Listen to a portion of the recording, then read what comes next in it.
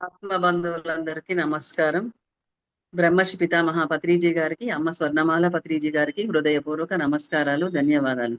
Tirumalanatha pyramid trust ఆధ్వర్యంలో TMC channel కు స్వాగతం, సుస్వాగతం.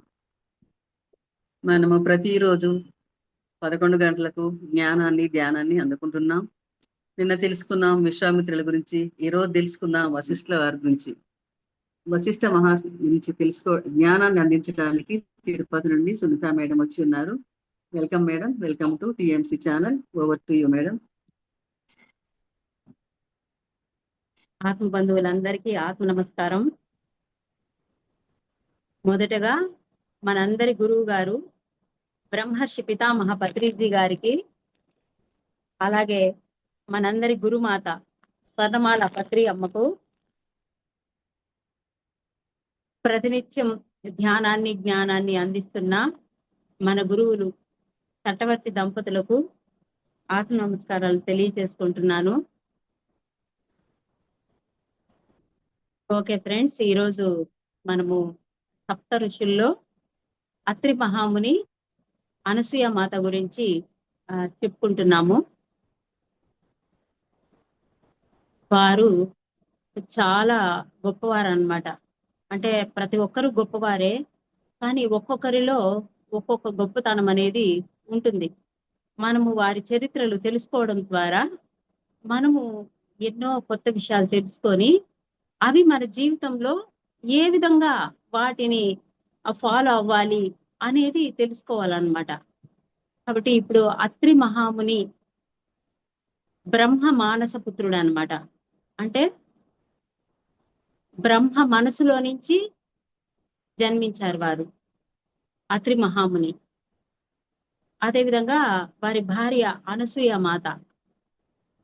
వారిరువురు లోక కళ్యాణం కోసం ఎప్పుడు యజ్ఞయాగాదులు చేస్తూ నిరంతరము వారి తపనంతా లోక కళ్యాణం కోసమే ఉండేది. ఇలాంటి సమయంలో కౌశికుడు, సుమతి అని భార్యాభర్త ఉంటారన్నమాట. సుమతి భర్త కౌశికుడికి శాపం ఉంటుందన్నమాట. సూర్య భగవానుడు ఉదయించాడంటే అతని తల 1000 మురుక్కలైపోయి అతను మరణిస్తాడు అని. అందుకని ఈమె సుమతి ఎంతో తపస్సు చేసి తపశ్శక్తి ఉన్న స్త్రీ కాబట్టి ఆమె సూర్య భగవానుడు ఉదయించకూడదు అని ఆదేశిస్తుంది. దాంతో సూర్యనారాయణుడు లేకపోతే అన్ని లోకాలు ఏమైపోతాయి, అన్ని అల్లకల్లోలం అయిపోయి ఎవరికి ఏం చేయాలో అర్థం కాకుండా అందరూ ఆమెని ఎంత రిక్వెస్ట్ చేసుకున్నా కూడా సూర్య భగవానుడు ఉదయించడానికి ఆమె ఒప్పుకోదు. అప్పుడు దేవీ దేవతలందరూ అనసూయ మాత దగ్గరికి వచ్చి, అమ్మా, మీకు అన్ని విషయాలు తెలుసు కదా, లోకాలన్నీ ఏమైపోతున్నాయి, మీ ఇరువురు అత్రి మహాముని, అనసూయ మాత, మీరు వచ్చి ఆమె సుమతికి చెప్పి తిరిగి సూర్యనారాయణుడు ఉదయించేలాగా చేయాలి అనేసి చెప్తారు. అప్పుడు అనసూయ మాత వచ్చి ఆమె సుమతితో చెప్తుంది అన్నమాట, అమ్మా, సూర్య భగవానుడు ఉదయించాలని నువ్వు చెప్పు, నీ భర్తని నేను కాపాడుతాను అని చెప్తుంది అనమాట ఆమె. సరే అని ఆమె సుమతి, నువ్వే ఎలాగైనా కాపాడాలమ్మా అని చెప్పి అప్పుడు సూర్య భగవానుడికి ప్రార్థన చేస్తుంది, మీరు ఉదయించి అన్ని లోకాలను మీరు రక్షించాలి అని. ఇప్పుడు సూర్య భగవానుడు ఉదయిస్తాడనమాట. మళ్ళీ ఈమె అనసూయ మాత ఆమెకు ఉన్న తపశ్శక్తితో ఆమె భర్తని తిరిగి బ్రతికిస్తుంది, కౌశికుణ్ణి. ఈ విధంగా వాళ్ళు లోక కళ్యాణం కోసము నిరంతరము ఎన్నో చేస్తూ ఉంటారనమాట. అటువంటి సమయంలో అనసూయ మాతకి పిల్లలు కలగాలి అని కోరిక పుడుతుంది. అప్పుడు ఆమె శ్రీమన్నారాయణుణ్ణి ప్రార్థన చేస్తుంది, పరమాత్మ, నేను ఆదిశేషువుని నా కుమారుడుగా పొందాలి అనుకుంటున్నాను, మీరు నాకు వరం ఇయ్యండి అని చెప్తున్నాను. అప్పుడు సరే అని భగవంతుడు ఆమెని ఆశీర్వదిస్తాడు. ఒకరోజు ప్రాతకాల సమయంలో అత్రి మహాముని, అనసూయ మాత వారిరువురు నదిలో స్నానం చేస్తూ సూర్య భగవానుడికి అర్ఘ్యం సమర్పిస్తూ ఉంటారనమాట. ఆ సమయంలో ఆమె కోరుకునేది కదా ఆదిశేషువుని తన బిడ్డగా కావాలని. అప్పుడు ఒక చిన్న పాము పిల్ల ఆమె చేతిలోకి నీళ్ళల్లో వస్తుంది అనమాట. ఆమె చూసి భయపడి పాము పిల్లని వదిలేస్తుంది. అప్పుడు ఆయన మాట్లాడతాడు అనమాట.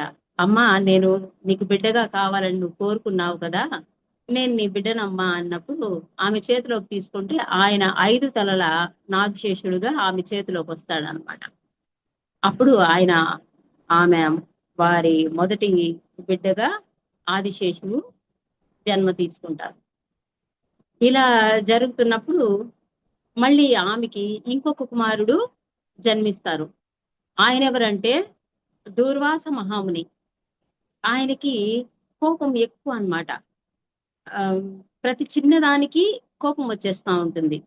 అయినా ఆయన బాగా తపస్సు చేసి, ఎందుకంటే వారి తల్లిదండ్రులు యోగులు కాబట్టి తమ పిల్లల్ని వాళ్ళు ఎన్ని లోపాలున్నా చక్కదిద్దుకుంటూ మంచిగా తయారు చేసుకొని వాళ్ళని ఉత్తమమైన మార్గంలో తీసుకొస్తారు కాబట్టి ఆయన కూడా యోగ సాధన చేసి ఆయన మహామునిగా తయారవుతారు. ముని అంటే మౌనంగా ఉండేవాడు.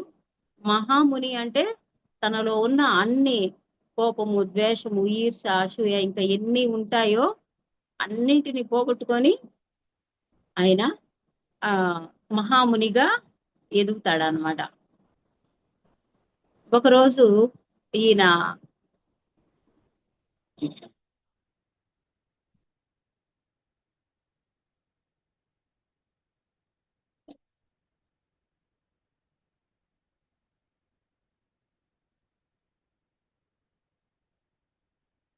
దూర్వాస మహాముని ఆయనకి మహావిష్ణువు వైజయంతి మాలనిస్తారు. ఆయన వస్తూ ఉంటే ఆ ఐరావతం మీద దేవేంద్రుడు వస్తూ ఉంటారనమాట. ఈయన చూసి, అరే దేవేంద్రుడు వస్తున్నాడు కదా, ఇన్ని లోకాలకి ఆయన అధిపతి కదా, కాబట్టి మనం ఆయన్ని సత్కరించాలి అని ఆయన మెడలో ఉన్న వైజయంతి మాలను దేవేంద్రుడికి బహుమతిగా ఇస్తాడు. దేవేంద్రుడు అహంకారంతో ఒక ముని మెడలో ఉన్న మాలని నేనేంటి వేసుకోవడము అని చెప్పి ఆ మాలను తీసి ఏనుగు మెడలో వేస్తాడు.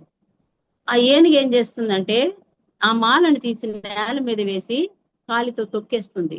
అప్పుడు ఆయనకి మళ్ళీ కోపం భయంకరంగా వచ్చేస్తుంది. నేను ఇంతటి వాణ్ణి మాలిస్తే నువ్వు దాన్ని నేల మీద వేసి ఇంత అవమానం చేస్తావా? నీకు ఉన్న సర్వ సంపదలు వెళ్ళిపోయి మీ దేవి దేవతలందరూ తిరిగి ఆ అజ్ఞానంలోకి వెళ్ళిపోతారు అనేసి వారిని శపించేస్తాడు అనమాట.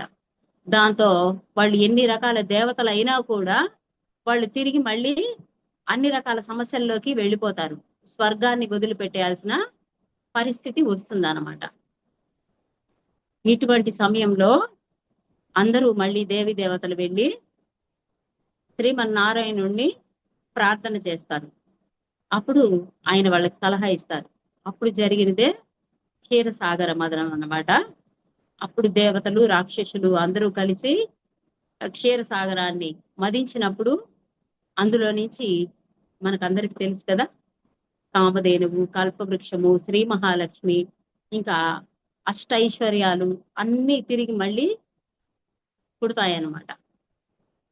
తర్వాత మళ్ళీ వారు ఆ ఎంతో అద్భుతంగా సాధనలు చేస్తూ వారి పిల్లల్ని ఇంత చక్కగా తీర్చిదిద్దుతున్నారని అన్ని లోకాల్లో అత్రి మహాముని, అనసూయ మాత చాలా గొప్పవారు, వారికి ఈ విధంగా 2 పిల్లలు పుట్టారు, వాళ్ళు లోక కళ్యాణం కోసము ఎంతో చేస్తా ఉన్నారు అని చెప్పుకునేటప్పుడు ఇంకా అన్ని లోకాల్లో తెలిసిపోతుంది వారి గొప్పతనము.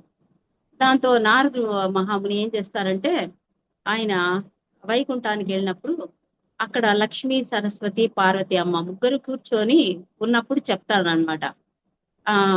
అత్రి మహాముని, అనసూయ మాత చాలా గొప్పవాళ్ళు, వాళ్ళు లోక కళ్యాణం కోసం ఎన్నో చేస్తున్నారు అని చెప్పినప్పుడు వాళ్ళకి ఒక రకమైన ఈర్ష్య అనేది ఏర్పడుతుంది. చూడండి, ఈర్ష్య, అసూయ, ద్వేషము అన్నవి ఎంత గొప్ప స్థాయికి వెళ్ళినా దాన్ని అధిగమించడము అంత ఈజీ కాదనమాట. ఎప్పటికప్పుడు మనం మంచి వాళ్ళము, మనం మంచిగా నడుచుకోవాలి అని అనుకున్నా కూడా ఆటోమేటిక్ గా ఆ మాయ అన్నది ఏం చేస్తుందంటే ఎంతటి వాళ్ళనైనా వదలదనమాట. ఒక్క క్షణము వాళ్ళల్లో ఒక తెలియని ఈర్ష్య పుడుతుందన్నమాట. అరే, దేవతలుగా ఉన్న మనకి లేదు ఇంత గొప్ప పేరు, ఒక కేవలం సాధన చేసుకునే ఒక యోగి పుంగవులకి ఇంత గొప్ప పేరా అని వాళ్ళకి అనిపించి వాళ్ళ భర్తలైన త్రిమూర్తులతో వాళ్ళు చెప్తారంట, మీరు వెళ్ళి అనసూయ మాతని పరీక్ష పెట్టాలి, ఆ భార్యాభర్త ఇద్దరు ఇంత గొప్ప వాళ్ళని చెప్తున్నారు కదా, ఆ మీరు వెళ్ళి వాళ్ళని పరీక్ష చేయాలి, వారు ఎంత గొప్ప వాళ్ళని అని చెప్తారనమాట. అప్పుడు వాళ్ళు సరే అని అంగీకరించి అత్రి మహాముని దగ్గరికి వచ్చి ఆ మాకు ఆతిథ్యం ఇవ్వండి అనేసి అడుగుతారు, భోజనం పెట్టండి అని. అప్పుడు అత్రి మహాముని అలాగే స్వామి అంటారు. వీళ్ళు ముగ్గురు త్రిమూర్తులు మారు వేషంలో వస్తారనమాట. అయితే మాది ఒక కండిషను, మాకు భోజనం వడ్డించే స్త్రీ బట్టలు లేకుండా నగ్నంగా భోజనం పెట్టాలి అని వాళ్ళు కోరతారనమాట. అప్పుడు ఆయన అత్రి మహాముని వాళ్ళ భార్యతో మాట్లాడతాడు. మాట్లాడితే ఆమె యాక్సెప్ట్ చేస్తుంది.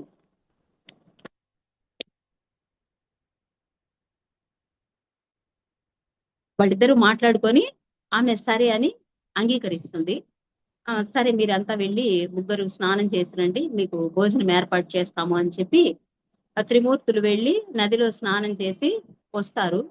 అప్పుడు అనసూయ మాత ఆమె ఎంతో యోగం చేసి యోగ శక్తి కలిగిన వ్యక్తి కాబట్టి ఆమె మంత్రజలాన్ని చల్లి త్రిమూర్తులు ముగ్గురిని చిన్న పిల్లలుగా మార్చేసి ఆ తల్లి పాలిస్తుంది కదా, ఆ పిల్లల్ని తీసుకొని వారికి పాలిచ్చి వాళ్ళని ఉయ్యాల్లో పడుకోబెట్టేస్తుంది. ఇప్పుడు వీరి ముగ్గురు లక్ష్మి, సరస్వతి, పార్వతి వారి భర్తలు తిరిగి రాలేదని అనసూయ మాత దగ్గరికి వచ్చి, అమ్మ మీరు నిజంగా ఎంత గొప్పవారు అనే విషయం అర్థమైంది, లోకాలను పాలించే త్రిమూర్తులనే మీరు చిన్నపిల్లలుగా మార్చి ఉయ్యాల్లో పడుకోబెట్టేశారు, కాబట్టి మా భర్తల్ని తిరిగి మాకు ఇవ్వమ్మా అని చెప్పి అడుగుతారనమాట. అప్పుడు ఆమె సరే అని చెప్పి మళ్ళీ తిరిగి వాళ్ళని త్రిమూర్తులుగా తిరిగి మళ్ళీ వాళ్ళని చేస్తారనమాట. అప్పుడు వాళ్ళు సంతోషించి ఒక్క యోగ సాధన అన్నది ఎంత గొప్పది, యోగంతో ఇంతటి త్రిమూర్తులను కూడా పసిపిల్లలను చేసేసే అంత శక్తివంతురాలు అయ్యారు వీడిద్దరు అనేసి అప్పుడు వాళ్ళని ఆశీర్వదిస్తారనమాట. మా ముగ్గురి అంశాలతో మీకు దత్తాత్రేయుడుగా మేము మీ ఇంకొక కుమారుడిగా వస్తాము అని చెప్పి. కాబట్టి ఒక్క యోగ సాధన చేసి అత్రి మహాముని అనసూయ మాత ఏం సాధించారు, ఆదిశేషుణ్ణి వారి పుత్రుడుగా పుట్టించుకున్నారు. అదే విధంగా దూర్వాస మహాముని అంటే దేవి దేవతలని కూడా శపించగలిగే అంతటి శక్తివంతుడైన కుమారుణ్ణి దూర్వాస మహామునిని వారి కుమారుడుగా పొందారు. అదే విధంగా శ్రీమన్నారాయణుడు పరమాత్ముడు ఆయన్ని త్రిమూర్తులని వారి బిడ్డగా దత్తాత్రేయులుగా అంత గొప్ప భాగ్యాన్ని పొందారనమాట. కాబట్టి ఈ కథ ద్వారా మనం ఏం తెలుసుకోవాలి, మామూలుగా ప్రతి ఒక్క సప్త ఋషులే కాదు, ప్రతి ఒక్క యోగి మహర్షులు అందరూ కూడా సాధన చేసి ఎన్నో సాధిస్తూ ఉంటారు. అవి మనం వింటూనే ఉన్నాము, పలానా వాళ్ళు పలానా చేశారు, వీళ్ళు ఇది చేశారు, వాళ్ళు అది చేశారు అని. మరి మనము ఈ విషయాలన్నీ తెలుసుకుంటున్నాం కదా, ఇందులో నుంచి మనం ఏం గ్రహించాలి, ఇది ముఖ్యం అన్నమాట. ఇది మనకి ఎవరికీ తెలియదు. ప్రతి ఒక్కటి వింటాము, దాన్ని ఏదో ఒక కథలాగా అర్థం చేసుకుంటాము, అక్కడికి వదిలేస్తాము. ఇలా ఎన్నో జన్మలు జరిగిపోయాయి. అయితే మనం 300 నుంచి 350 జన్మలు తీసుకున్న తర్వాతే ఈ యోగ మార్గంలోకి వస్తాము అని గురువు గారు పత్రిజీ చెప్పారు. కాబట్టి మనం అన్ని జన్మలు తీసుకొని ఇక్కడికి వచ్చి యోగ సాధన చేస్తున్నాము. ఎన్నో జన్మల్లో సాధన చేసేసి ఎన్నో విషయాలు తెలుసుకుంటున్నాం, కానీ మనము తెలుసుకున్న ప్రతి విషయానికి అర్థము, అంతరార్థము, పరమార్థము అని ఉంటాయన్నమాట. మనం ఎప్పుడు కూడా అర్థం తెలుసుకుంటున్నాము. ఏమిటి అది? ఈ భౌతిక జగత్తుకి సంబంధించినది అర్థము. అంతరార్థం అంటే ఆత్మ జ్ఞానానికి సంబంధించింది అంతరార్థము. పరమార్థము అంటే పరలోకాలకి, పరమాత్మకు సంబంధించింది పరమ జ్ఞానం అన్నమాట, పరమార్థము. కాబట్టి ఇప్పుడు మనము ఎంతసేపు అయినా ఈ విషయాలు తెలుసుకొని పైన వాటిల్ని ఒక కథల్లాగా చెప్పుకుంటూనే ఉన్నాము. ఎన్నో కథలు, ఎన్నో తెలుసుకున్నాము, ఎన్నో విషయాలు తెలుసుకున్నాము. దానివల్ల ఏమి ఉపయోగము ఫ్రెండ్స్? అవి తెలుసుకోవాలి. దాంతో పాటు అందులో ఉన్న అంతరార్థం ఏంటి అన్న విషయాన్ని గ్రహించుకోవాలి. అప్పుడు మనం కూడా యోగంలో ఎంతో ఉన్నత స్థితిని చేరేదానికి అవకాశం కలుగుతుంది అన్నమాట. ఇప్పుడు అర్థము అంటే అత్రి మహాముని, అనసూయ మాత వారి జీవిత చరిత్రను తెలుసుకున్నాము. అందులోని అంతరార్థాన్ని మనం తెలుసుకునే ప్రయత్నం చేద్దాం. అత్రి మహాముని అంటే త్రి అంటే త్రిగుణాలు, సత్వ తమో రజోగుణాలు జయించిన వాడు అత్రి మహాముని. అంటే భగవద్గీతలో కృష్ణ పరమాత్మ అర్జునుడిని అడ్డంగా పెట్టుకొని ఆయనకి చెప్పినట్టుగా భగవద్గీతని లోకానికి అందించాడు.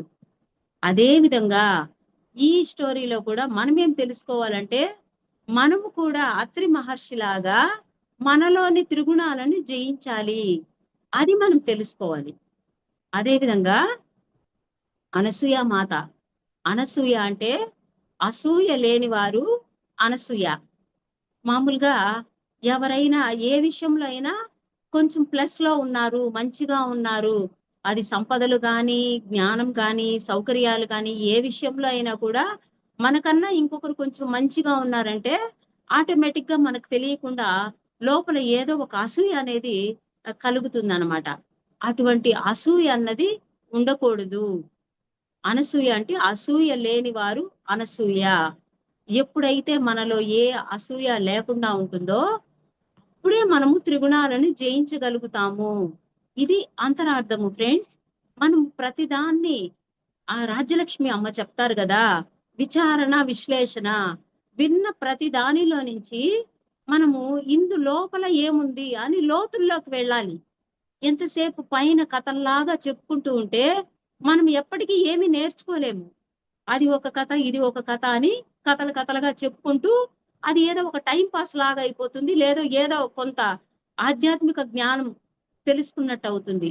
అలా కాకుండా ప్రతిదీ మనం లోతుల్లోకి వెళ్ళి అందులో ఉన్న సత్యాన్ని తెలుసుకునే ప్రయత్నం చేయాలన్నమాట. కాబట్టి ఎప్పుడైతే మనలో అసూయ అన్నది లేకుండా ఉంటుందో అప్పుడు మాత్రమే మనం మన త్రిగుణాలని జయించగలుగుతాం. అదే విధంగా ఎప్పుడైతే అసూయ లేకుండా త్రిగుణాలను జయిస్తామో అప్పుడు ఆదిశేషుడు మనకి బిడ్డగా పుడతాడు. అంటే దాని అర్థం ఏమని? మనలో ఉన్న మూలాధారం 3.5 చుట్లు చుట్టుకొని ఉంటుంది అని చెప్తారు కదా. కాబట్టి ఎప్పుడైతే మనము ఈ విధమైన గుణాలతో అసూయ లేకుండా త్రిగుణాలను జయించిన వారిగా ఉంటామో అప్పుడు మాత్రమే మనలో ఉన్న కుండలిని శక్తి అన్నది యాక్టివేట్ అవుతుంది.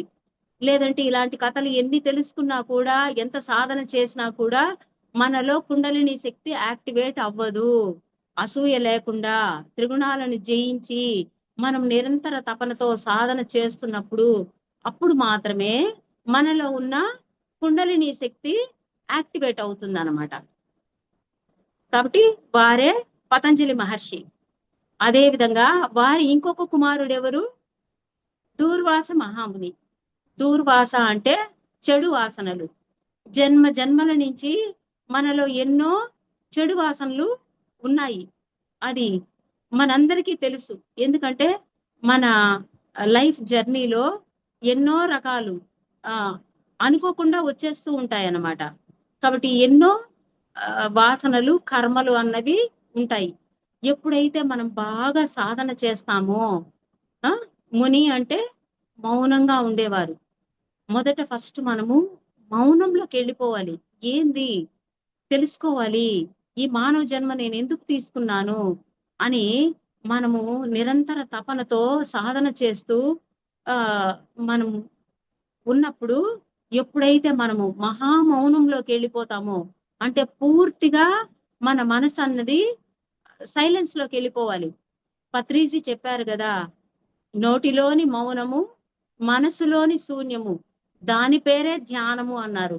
అంటే మన మనసు అన్నది కూడా పూర్తి సైలెన్స్ లోకి వెళ్ళిపోవాలి. అప్పుడు మాత్రమే మనం సత్యాన్ని గ్రహించుకోగలుగుతాము. ఎప్పుడైతే మనము అంతటి సైలెన్స్ లోకి వెళ్తామో, ఎప్పుడు సాధన అన్నది బాగా తీవ్రంగా చేస్తామో, అప్పుడు ఆటోమేటిక్ గా క్షీరసాగర మదనం, అంటే మనలో ఉన్న చెడు గుణాలు రాక్షసులైతే, మనలో ఉన్న మంచి గుణాలు దేవతలు. అప్పుడు ఆటోమేటిక్ గా మనం శ్వాస మీద ధ్యాస పెట్టి ధ్యాన సాధన చేసినప్పుడు క్షీరసాగర మదనం జరిగినట్లుగా మనలో ఉన్న చెడు గుణాలకి మంచి గుణాలకి మధ్య సంఘర్షణ. అంటే ఇది చెయ్యాలా, ఇది చెయ్యొద్దా, ఇది మంచిదా, ఇది చెడ్డదా, మనకి ఎన్నో ఆలోచనలు వస్తూ ఉంటాయి చూడండి. ఏ పని చేయాలన్నప్పుడు, ఏం చేయాలన్నా, ఒక మనిషితో మాట్లాడాలంటే కూడా మాట్లాడాలా వద్దా, ఇది తప్ప ఇది రైటా, ఎన్నో రకాల ఆలోచనల్లో నలిగిపోతామన్నమాట. ఇవన్నీ ఏమవుతాయంటే మనకి క్లారిటీ అనేది ఏర్పడుతుంది. ఎంత సాధన చేస్తామో, ఎంత మౌనంలోకి వెళ్తామో, అంతగా మనలో ఉన్న చెడు అన్నది వెళ్ళిపోయి ఆటోమేటిక్ గా మనలో మంచి అన్నది పెరుగుతూ ఏమొస్తాయి అప్పుడు, వచ్చిన అమృత విషాన్ని ఫస్ట్ సాధన మొదలు పెట్టినప్పుడు విషం వచ్చింది. ఆ విషాన్ని ఏం చేశారు, పరమేశ్వరుడు తన గరళంలో పెట్టుకున్నారు. అదే విధంగా మనం సాధన చేస్తున్నప్పుడు మనకి ఎన్నో రకాల సమస్యలు వస్తాయి, ఆరోగ్య సమస్యలు వస్తాయి. నడుము నొప్పి అంటారు, ఆ నొప్పి అంటారు, ఈ నొప్పి అంటారు. అది మనందరం కూడా ఎక్స్పీరియన్స్ అయ్యాము. అన్నింటినీ భరించుకొని ఏమి వచ్చినా ఓకే ఓకే అని భరించుకొని సహించుకొని మనం ఎప్పుడైతే సాధనని తీవ్రంగా చేస్తామో, మనం ఎప్పుడైతే మౌనంలోకి వెళ్ళిపోతామో, అప్పుడు ఆటోమేటిక్ గా మనకి నెక్స్ట్ ఏం జరుగుతుంది, ఫస్ట్ విషం వస్తుంది. అంటే ఈ నొప్పులు బాధలు ఇవన్నీ భరించినప్పుడు ఆటోమేటిక్ గా నెక్స్ట్ ఏం వస్తుంది, మనకి అష్టైశ్వర్యాలు వస్తాయి. శ్రీ మహాలక్ష్మి అంటే మనకి తిరిగి సంపదలు. మనం గత జన్మల్లో చేసుకున్న కర్మల వల్ల మనకేమైనా ఆర్థిక సమస్యలు ఉన్నా, ఆరోగ్య సమస్యలు ఉన్నా అన్ని ఒక్కొక్కటిగా తొలగిపోతూ, కామధేనువు కల్పవృక్షము అంటే మనం కోరిన కోరికలు, మనం ఏమి కోరుకుంటామో, మనం ఏమి అడగాల్సిన అవసరం లేదు. మనం ఏమి అడగకుండానే ఆటోమేటిక్ గా మనకి కావలసినవి, మనకి రావలసినవన్నీ వస్తూ ఉంటాయి అన్నమాట. అయినా మాయ అన్నది మనల్ని ఏం చేస్తుందంటే ఆత్మజ్ఞానం దగ్గరికి వెళ్ళనీయకుండా ఈ మాయలో పడేస్తుంది. మనం ఏం చేస్తాము, ఈ సంపదలు, ఈ ఐశ్వర్యాలు, కోరుకున్న కోరికలు మన మనసు లోపల, అంటే మనకు ఏమి కావాలి అని మనకు ఉందో అవన్నీ వస్తున్నప్పుడు మనం ఏం చేస్తాము, అబ్బా నా అంత గొప్ప వాళ్ళు ఎవరూ లేరు, నాకు అన్ని సౌకర్యాలు ఉన్నాయి అని ఎప్పుడైతే మళ్ళీ మనం తిరిగి ఈ మాయలో పడిపోతామో, అప్పుడు మనం ఆత్మజ్ఞానాన్ని పొందడానికి అర్హతని పోగొట్టేసుకుంటాం అనమాట. మళ్ళీ తిరిగి జన్మలు కర్మల్లోకి వెళ్ళిపోతాము. ఎప్పుడైతే మనకి ఎన్ని ఐశ్వర్యాలు, ఎన్ని సంపదలు వచ్చినా ఓకే అని వాటిని కూడా సాక్షిగా చూస్తూ, అంటే గురువు గారు చెప్పారు కదా, వస్తే కాదనకు, రానిది కోరకు, ఏది వచ్చినా దాన్ని యాక్సెప్ట్ చేయాలన్నమాట. కాబట్టి మనకి ఏమొచ్చినా దాన్ని సంతోషంగా యాక్సెప్ట్ చేసుకుంటూ, వాటికి మనము లొంగిపోకుండా, అంటే పొంగిపోకూడదు, కుంగిపోకూడదు అనమాట. ఏమి జరుగుతున్నా అన్నింటినీ సాక్షిగా చూస్తూ మనం మన సాధనని ఇంకా ఇంకా తీవ్రంగా చేసినప్పుడు, అప్పుడు గురువు గారు చెప్పారు కదా, ఎవరి జీవితానికి వారే కర్త కర్మ క్రియ. అంటే కర్త అంటే బ్రహ్మ, నీ జీవితం ఎలా ఉన్నా నువ్వే సృష్టికర్తవి. అదేవిధంగా స్థితికర్త అంటే శ్రీమన్నారాయణుడు, నీకు ఏమి సంపదలు, ఐశ్వర్యము, ఆనందము ఏమి ఉన్నా కలిగించేవాడు నారాయణుడు. అంటే నువ్వు చేసుకున్న మంచి చెడ్డలను బట్టే నీకు అన్ని వస్తాయి. అదేవిధంగా లయకారకుడు ఎవరు, పరమేశ్వరుడు. మన చేతులారా మన జీవితాన్ని పాడు చేసుకున్నా మనమే కారణం. కాబట్టి మన జీవితం లయం అయిపోయినా కూడా మనమే కారణం. కాబట్టి గురువు గారు చెప్పినట్టు సృష్టి స్థితి లయ ఎవరి జీవితానికి వాళ్లే కారణం. కాబట్టి సాధన చేస్తూ ఈ సత్యాలను తెలుసుకుంటూ వీటన్నింటినీ ఏమి జరుగుతున్నా అన్నింటినీ సాక్షిగా చూస్తూ ఓకే ఓకే అనుకుంటూ మనం ఇంకా ఇంకా సాధన చేసినప్పుడు అప్పుడు త్రిమూర్తులు వచ్చి అనసూయ మాతని పరీక్ష పెట్టినట్టు మన జీవితంలో కూడా పరీక్ష వస్తుంది అన్నమాట. దాంట్లో త్రిమూర్తులు ఏమడుగుతారు? వస్త్రాలు తీసేసి మాకు భోజనం పెట్టాలి అంటారు. మనం భగవద్గీతలో విన్నాం కదా, మనము ఈ వస్త్రాలను తీసి ఇంకొక వస్త్రాలను ధరించినట్టు ఈ శరీరాన్ని వదిలి ఇంకొక శరీరము, ఇంకొక శరీరాన్ని వదిలి ఇంకొక శరీరము, ఇలా ఎన్నో జన్మలు తీసుకుంటాము అని. కాబట్టి వస్త్రాలు అంటే ఈ శరీరం వదిలేసి అని. ఈ శరీరం లోపల ఏముంది? ఈ శరీరం అనే వస్త్రాన్ని తీసేస్తే శరీరం లోపల ఏముంది? ఆత్మ ఉంది. అంటే అప్పుడు మనము ఆత్మస్థితికి చేరుతాము. కాబట్టి అత్రి మహాముని అనసూయామాత వారి జీవితాన్ని మనము అంతరార్థంలో తీసుకున్నప్పుడు ఈ విధంగా పట్టుకోవాలి జ్ఞానాన్ని. మనము ఎంత కాలమైనా వాటిని కథల్లాగా ఈ ఋషి ఈ మహర్షి ఇది చేశారు ఇది చెప్పారు అని మనం అవే తెలుసుకుంటూ ఉంటే, అంటే అవి కూడా అవసరమే. అవి తెలుసుకున్నప్పుడే నెక్స్ట్ మనం అంతరార్థంలోకి రాగలుగుతాము. అంటే స్కూల్లో కూడా చిన్న చదువులు అయినప్పుడే కదా పెద్ద చదువులకు వస్తాము. కాబట్టి ప్రతి ఒక్కటి తెలుసుకోవాలి. ఆ తెలుసుకున్న దాన్ని అందులో ఉన్న అంతరార్థాన్ని గ్రహించుకోవాలి. అంటే విచారణ విశ్లేషణ, విన్న ప్రతిదాన్ని ఇది ఎందుకు అని మనం ప్రశ్నించుకొని అందులో ఉన్న అంతరార్థాన్ని గ్రహించుకున్నప్పుడు ఆటోమేటిక్ గా అనసూయామాత ఏ విధంగా అయితే వారు ఆత్మజ్ఞానాన్ని పొందారో అదే విధంగా మనం ఈ శరీరం అనే వస్త్రాన్ని తీసేస్తే నేను శరీరం కాదు నేను ఆత్మను అనుకున్నప్పుడు ఆత్మే భగవంతుడు. కాబట్టి అప్పుడు త్రిమూర్తులు మనకి బిడ్డగా అంటే దత్తాత్రేయుడుగా, అంటే మనమే ఆ దత్తాత్రేయుడు, అంటే మనమే ఆత్మస్వరూపులము, మనమే దైవాలము అని ఈ విధంగా అర్థం చేసుకోవాలి. కాబట్టి అర్థము ఇది అంతరార్థము, ఇంకా పరమ అర్థం కూడా ఉంది ఫ్రెండ్స్. అయితే పరమార్థం అన్నది ఎవరికి ఎవరు చెప్పలేరు. ఎవరికి వారే సాధన చేసి ఆ పరమార్థాన్ని తెలుసుకోవాలి. కాబట్టి ప్రతి ఒక్కరు అందరూ గొప్పవాళ్లే. కానీ మనము తెలుసుకున్న ఆ జ్ఞానాన్ని మనం కూర్చొని విచారణ చేసుకోవాలి. ఈ యోగి గురించి తెలుసుకున్నాం కదా, ఈ మహర్షి గురించి తెలుసుకున్నాం కదా, ఈ రోజు ఈ కథ తెలుసుకున్నాం కదా, ఇందులో ఏముంది అని మనము విన్న ప్రతి దానిలో నుంచి అందులో ఉన్న అంతరార్థాన్ని తెలుసుకునే ప్రయత్నం చేయాలి. అప్పుడు మనం మన యోగ సాధనలో ఉన్నత స్థితికి వెళ్ళి ఏ విధంగా మనం ఆత్మ జ్ఞానాన్ని పొందడానికి అర్హత అన్నది వస్తుందో ఇప్పుడు మనం చెప్పుకున్న అత్రి మహాముని అనసూయ మాత వారి చరిత్ర ద్వారా మనం తెలుసుకోవచ్చు. అర్థమైంది కదా మాస్టర్స్? ఓకే, అందరికీ నమస్కారం. Thank you.